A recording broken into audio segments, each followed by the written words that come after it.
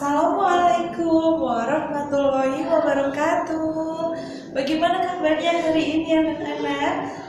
Sehat semua? Alhamdulillah sehat semua ya.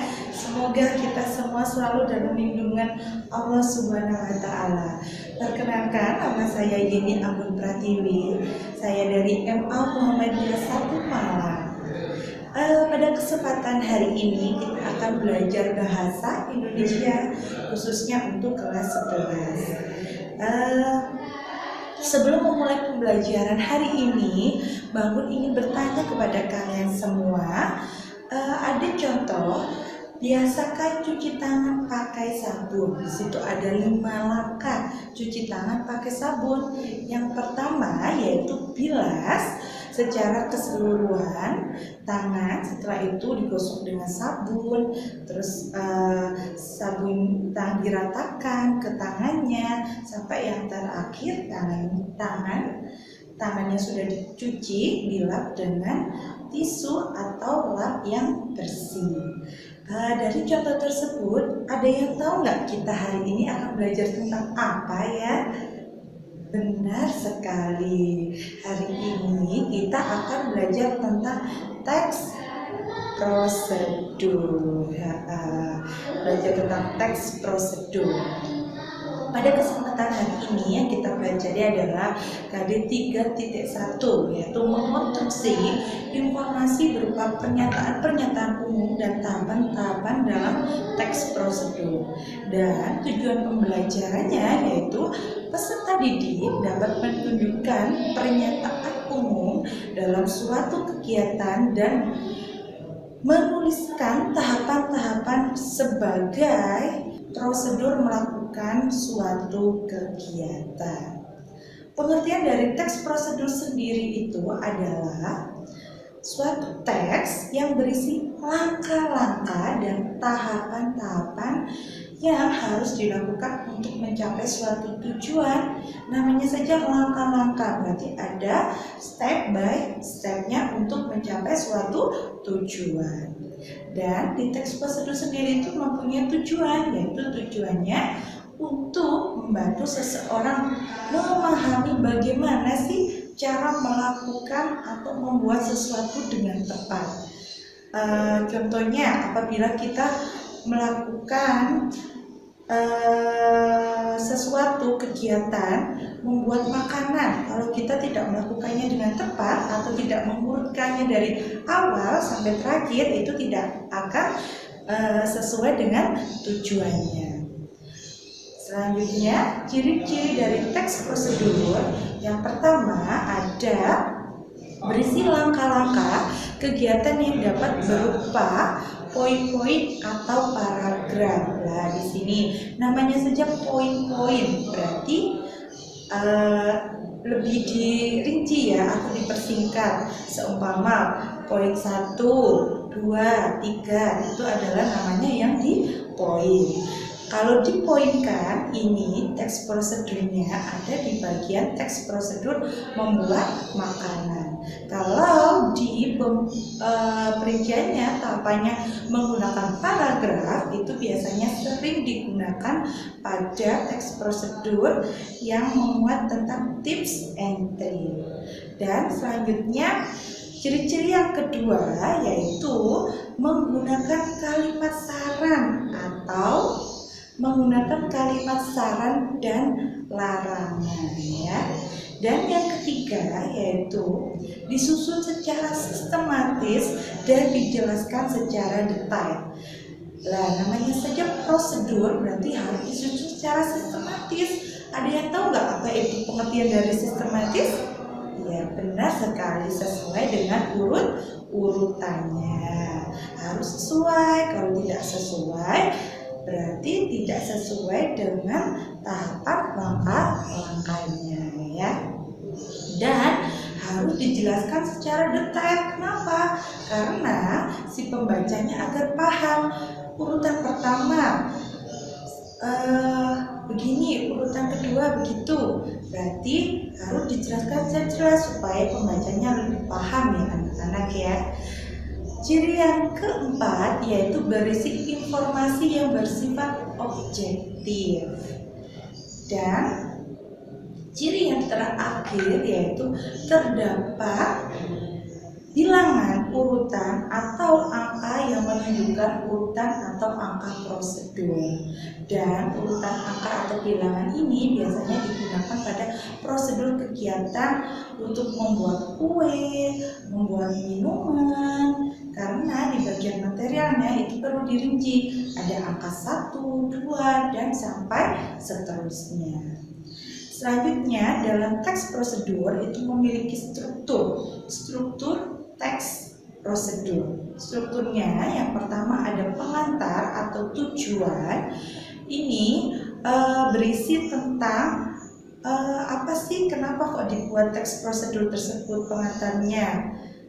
Seumpama membuat nasi goreng, jadi dijelaskan nasi goreng adalah makanan ciri khas dari Indonesia dan sangat digemari oleh kalangan dari anak-anak maupun orang dewasa.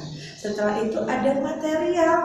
Material ini bukan hanya material seperti di bahan bangunan ya anak-anak.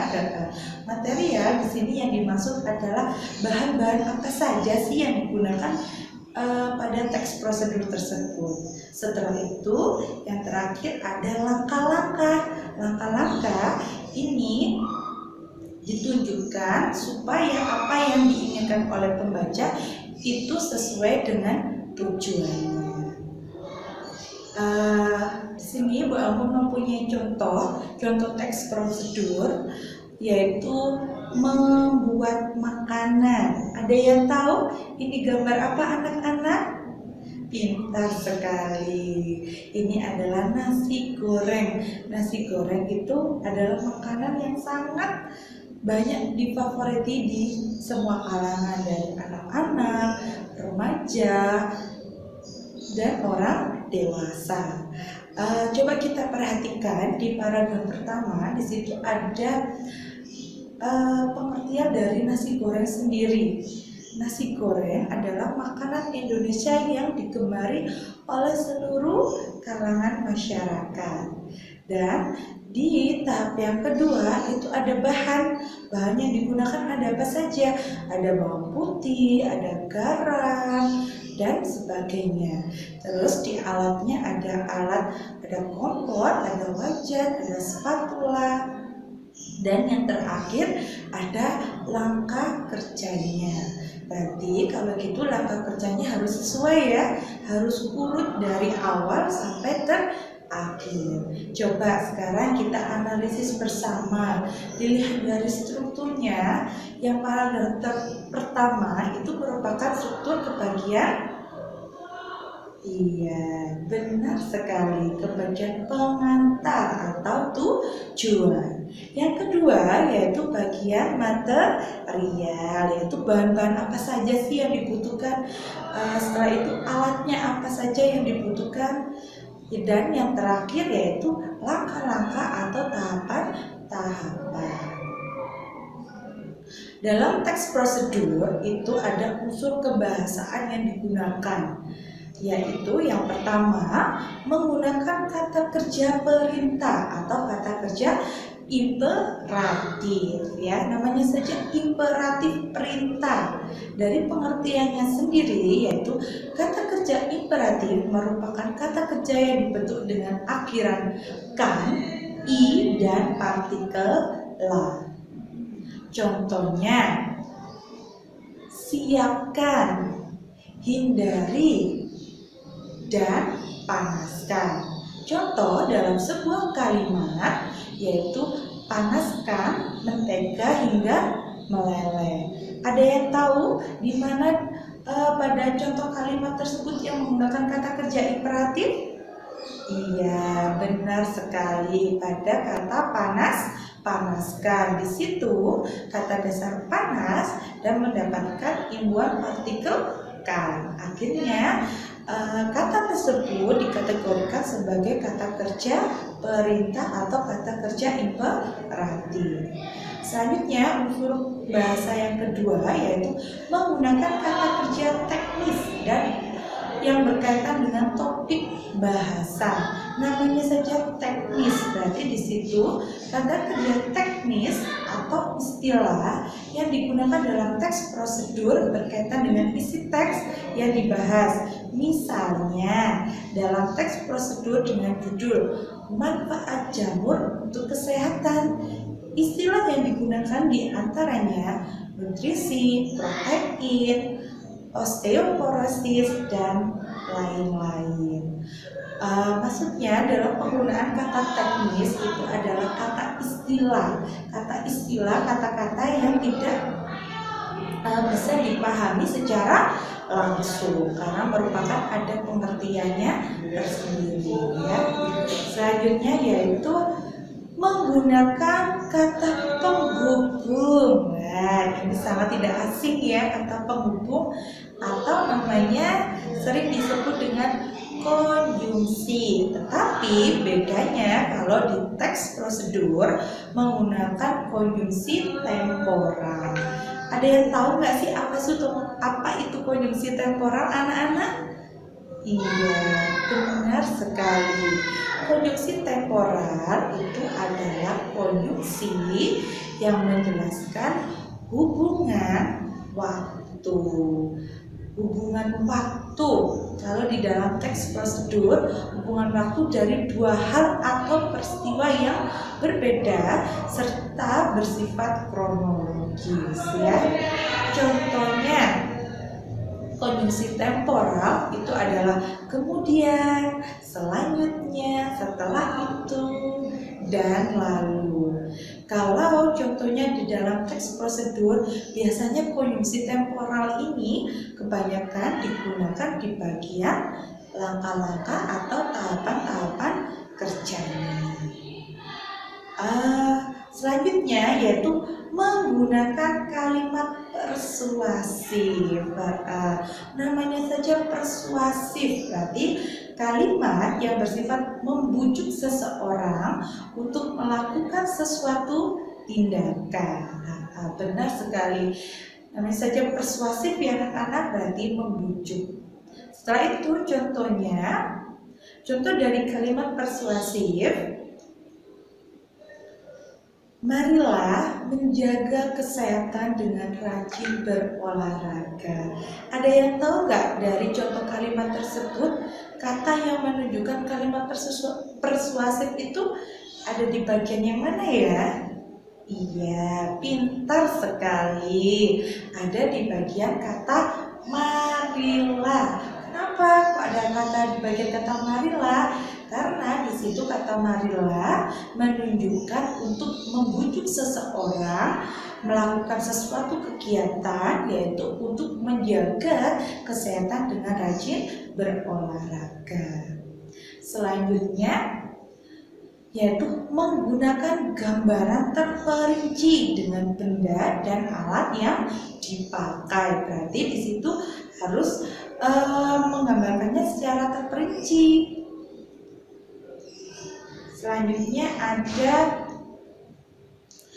verba material dan verba tingkah laku.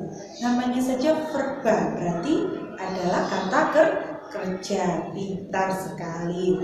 Tetapi yang digunakan di teks prosedur itu ada verba material dan verba tingkah laku. Pengertian dari verba material itu sendiri adalah sesuatu yang mengacu pada tindakan fisik seperti haluskan bumbu, tuangkan santan, dan tindakan lainnya. Berarti verba material itu adalah verba yang mengacu pada fisik sehingga mendorong seseorang untuk melakukan sesuatu. Selanjutnya adalah verba tingkah laku, yaitu tindakan yang dilakukan dengan ungkapan. Dan sekian pembelajaran hari ini. Mudah kan ya anak-anak ya belajar bahasa Indonesia tentang teks prosedur. Dan jangan lupa selalu semangat, berdoa, dan rajin ya. Sekian pertemuan hari ini. Semoga kita selalu sehat selalu dan bisa berjumpa di pertemuan berikutnya. Saya akhiri, wassalamualaikum warahmatullahi wabarakatuh.